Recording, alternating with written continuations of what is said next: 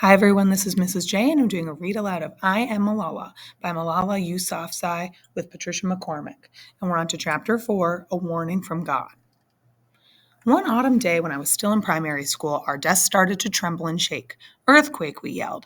We ran outside, some of us falling as we crowded through the narrow door and gathered around our teachers for safety and comfort, like chicks around a mother hen. A few of the girls were crying. We lived in a region where earthquakes happened often, but this felt different. Even after we returned to class, the building continued to shake. The rumbling didn't stop. Mrs. Olfat, my all time favorite teacher, told us to stay calm. She assured us that it would be over soon, but when another strong earthquake hit within minutes of the first, the students were sent home. When I arrived home, I found my mother sitting in the courtyard where she felt the safest because there was no roof above her.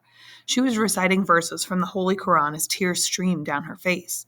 The aftershocks kept coming and continued past nightfall, and every time they did, my mother ran outside and insisted we go with her. My father told her not to upset the children, but we were already upset because the ground was shaking.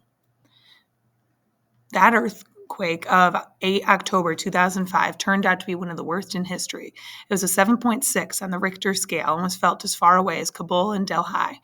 Aftershocks continued for at least a month. Our city of Mangora was largely spared, but northern areas of Pakistan, including our beloved Shangla, were devastated. When we were finally heard from our family and friends there, they said that they thought it was the end of the world.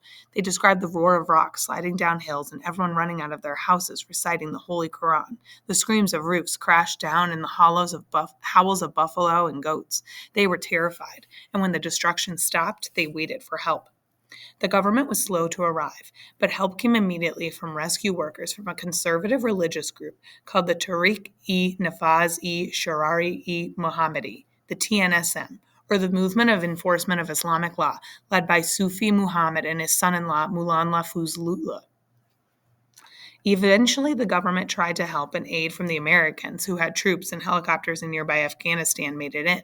But most of the volunteers and medical help came from organizations that were linked with the militant groups like TNSM.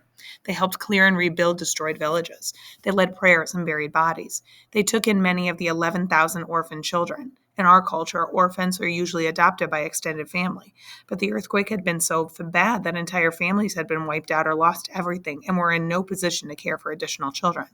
Many orphans went to live in fundamentalist madrasas.